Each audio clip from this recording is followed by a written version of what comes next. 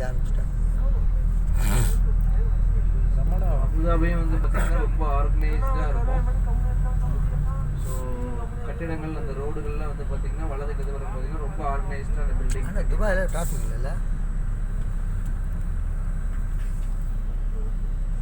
இப்போ டூரிசம் வந்து இதுலேயும் இருக்கலாம் சம்பாதிக்கலான்ட்டு அபுதாபி வந்து ஸ்டார்ட் பண்ணியிருக்காங்க. ஒவ்வொரு விஷயமா கொண்டு வந்துட்டு இருக்காங்க. இந்த ரமதா ஹோட்டல் இருக்கு எல்லா இடத்துலையும் வச்சுருக்காயா. யுஏஇலேயே பணம் அதிகம் உள்ள ஒரு நகரம் இதுதான், அபுதாபி தான்.